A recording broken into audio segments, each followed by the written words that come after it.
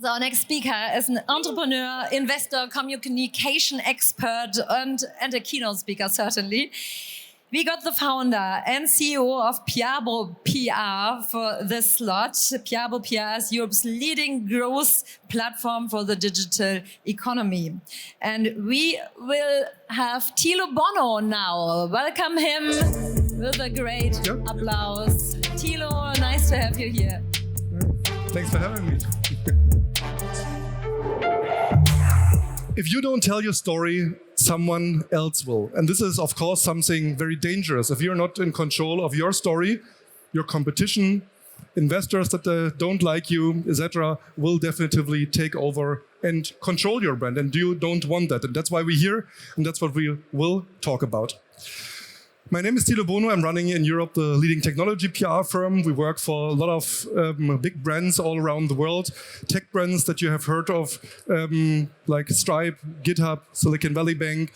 We're helping with public relations, digital communications, influencer relations. And all these brands have in common that they are in control of their story, that they are powerful brands that are brands that will form the future. And a very famous venture capitalist said, a company without a story is a company without a strategy. And when you ask yourself why he said that, of course, every company wants a good valuation. And especially in Silicon Valley and in investment world, it's all about the valuation. And of course, founders have to have their numbers right, but a narrative is equally important to justify a great valuation. And a great story can also help you attracting the best investors, can help you to attract the best employees, retain clients, win new clients, and convince clients. And also another big tech entrepreneur, Bill Gates, said, if I was down to my last dollar, I'd spend it on public relations. And the context here is a bit different because he knows that return on investment is much higher, that when you do a TV ad or Google ads, that people, the more expensive your product is, people start Googling, looking also for other references, and also, of course, in the media. And of course, with traditional marketing, only 32% of people actually believe in traditional marketing, so it's very, very powerful. And talking about trust, here at the W3 Vision Conference, a lot of new technologies, new projects are coming to life, and especially in the blockchain crypto world, trust is a very, very elemental part of your brand. And when you see money as the currency of transactions, trust is, of course, the currency for interactions, because if I don't trust you, I will not work for you. If I don't trust you, I will not invest in your company. And of course, if I don't trust you, I will not buy your product. So trust is a very confident relationship with the unknown. And of course, it's also highly contextual and subjective, because if I ask you, is Jeff Bezos a great entrepreneur? You will say, yes, he is. But if I ask you, is he a great employer? Maybe you say, yeah, this is maybe something I see differently. So if you build a new project, if you're an entrepreneur, of course, you're starting at a blank sheet of paper. Nobody knows what you're doing. And often you're competing with traditional companies. Let's say you want to build the next neobank, the next N26. Everyone has a bank account. And you have to convince the people that you are trustworthy, that you will be still alive in 6 months, that's worth to invest in your company. And trust is the bridge that we all have to build. Trust is the powerful tool that we all can use to bridge that gap and make the uncertainty go away. And of course, to achieve this, clarity and purpose is important, to set clear expectations and also to give a bit of control back to the audience. And most important is reliability, because if the founder tells the one week the one story and the next week the other, and is not reliable to their audience, nobody will trust them. So the way to build more trust is clearly to be more transparent. And the question today is, of course, for all of you, how can I build a strong story? Why is this important and how should I do it? And you can see a product that is basically the same and very exchangeable, a brand and a great story makes the difference. And the more expensive a product is and the more premium target group you have, the more important is the story and, of course, also the packaging.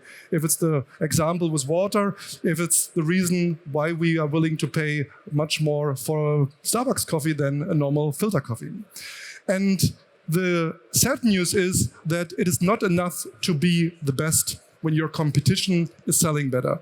We have often here in Germany a situation where people say we have the best product, we are faster, we are more cheaper, we are more reliable. But if the other ones, and often people from Silicon Valley, from the US, selling better, then that actually doesn't help. So the question is, what are the ingredients for a great story? First of all, they of course should engage emotionally. We have to recognize that we have a very, very short attention span, and we have to be clear who is actually the hero of our story. So we should first start with asking questions. What is the takeaway we want people to have? What are the lessons learned? And of course, how do we want that the audience feels? And the most simple format is, of course, 3 different steps. First, we should describe clearly our problem. Second, we should provide our solution to the problem. And at the end, present maybe a case study or show why we are the right one to do that. And these 3 steps, I think they are very, very easy to remember. And in the end of the day, your story, no matter in which order you do it, should be memorable, impactful, but most importantly, also very, very personal. And the best stories in the world are about great transformations. And I think one example that we all can relate to is the old world, the problem, taxi drivers only accepting cash, they're maybe dirty, they're not reliable, etc. And then a brand like Uber appears into a world where we everything can do on a click of a button, and we trust this brand, and we know that it's secure, and we have also here a great time. And when we look at stories, often they're touching different emotions. And let me just pick out one here, the desire to be first. Many who do PR and talk with journalists and want more attention have an approach of spray and pray. They're sending it out to hundreds and thousands of journalists and hoping that they will write about them. But of course, if everyone has your story, it's not exclusive and there's no fear of missing out. And when you build a story, the most tricky part often is to break it down to one unique communication point. What is the one thing that you want people should remember? And I think a great example is here Steve Jobs, that's not described like a German founder would say, I built an iPod and it's 5 gigabyte or 10 gigabyte. He touched emotionally. He said, what if you could play 1,000 songs in your pocket? That's a different storytelling approach rather than focusing too much on facts, because nobody cares about facts and stats. You want emotions, you want that the people feel touched personally. And of course, stories that touching you personally are also way more memorable. And we want to remember stories. We want that brands are sticking in our head, especially if it's ours. And only if we do this in the most personal and touchable way and being authentic and honest, we can achieve that.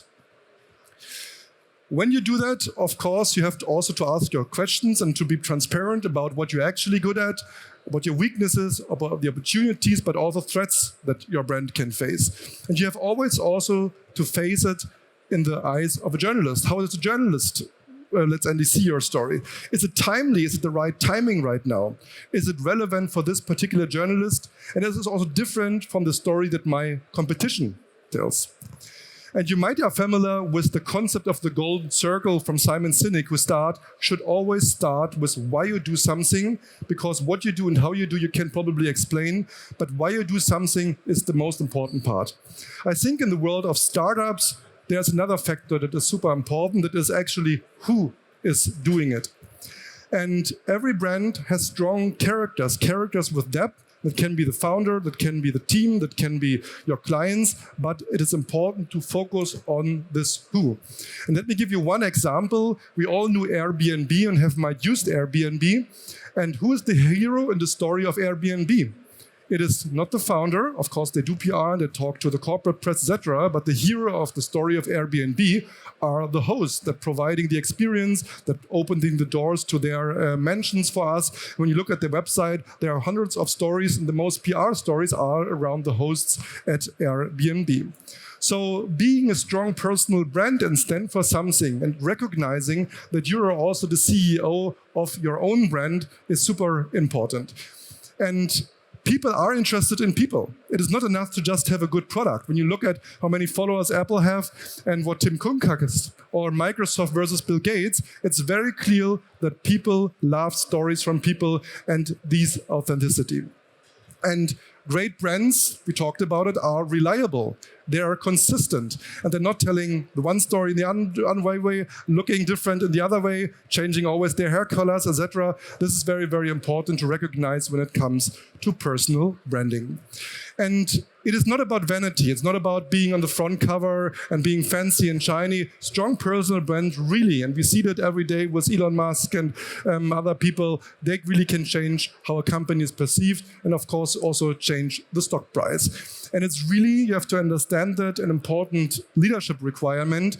And it's important at the same time to be clear what is actually your target group that you're talking to. It is also here not about spray and pray. Really targeting the media that makes it different for your company, for your project, and generating the trust that you need. So your goal should be to be the media instead of pitch the media, and really focus on the right audience that can move the needle for your business. And talking about standing out and being different, of course, selecting the right target group is important, but every story that you tell has different target groups. It can be the investors community, it can be employer branding, it can be your clients, etc.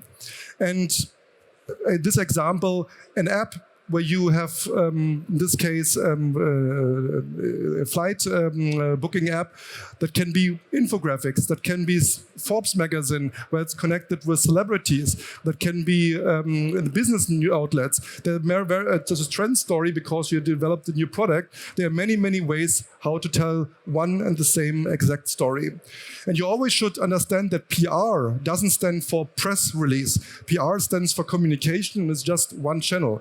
You have also to understand what does a story look like in 140 characters on Twitter? How will I tell a story on LinkedIn in a business community, or in a very visual way when it comes to Instagram? So every platform is different, and of course also understanding what influencers maybe can help you to spread your word. At the end of the day, it is all about engagements. The engaging stories that move people are the stories that will, in the end of the day, make the money. And only if you reach the hearts and minds of the audience, this will definitively make the difference. That doesn't mean that it has always to be super serious. It can be also fun and enjoying. But in the end of the day, it is the approach that is important, to have a very structured process to tell your stories. And when you start with the research and look what your competition is doing, creating amazing content and making sure that it's not just the paid content and the shared media and social media and the earned media, but also on your own channels, your newsletter, your website, all these channels that are consistent messaging, reliable message, and you can at every touch point have the same story, then you really made it. And when you think about when you approach a journalist today, you are competing with 500, 600, 700 on an international level when you want to go to TechCrunch, for example, even up to 1,000 pitches that a journalist receives per day. Then you understand, hopefully, that it is important to tell your unique communication point in a very compelling way and come to the point. Otherwise, your message, your story will be never heard. One last tip I want to share with you is also the power of visual storytelling, especially when you want to build trust and an engaging brand. And it's important to think about that a story should be told in the most emotional way and not just in a written press release. So, for example, when you see the journalist who covered this startup, how big the picture is and how small actually the text is. When you see here, as a community like a Facebook for animals, if there would be not this picture, how small the text would be. A great illustration for a speed dating app. There are multiple ways how you can visualize how your story looks like. And you should do that because this is also a very important part. And even if you are a B2B startup, and for example in cybersecurity, there are no excuse to not emotionally tell your story. Last but not least, a very short outlook in the future. When you build a campaign, a PR strategy, a campaign today, you should always see also your target group of employer branding, because everyone looks for the best talent. Everyone wants the best people working for them. So having a dedicated employer branding campaign and implement it in your storytelling is very important, because the fight for the best talent is there, and we all want working the best people. And also, journalists, influencers, etc., is reading most of their content, of course, on their mobile devices to make sure that your video, your picture, your text not just looks great in your boardroom, but also on the handhelds. And think always also when it comes in terms of content creation for storytelling, mobile first. No matter what you decide today, where you want maybe to focus your storytelling more on journalists or influencers, it's important that you always have your business mind ready, that you generate results that build business with communication, with strong storytelling, and that no matter which target group or channel you're using, that it's all about building long-term relationships and not just one-night stands, at least in business. Thank you very much.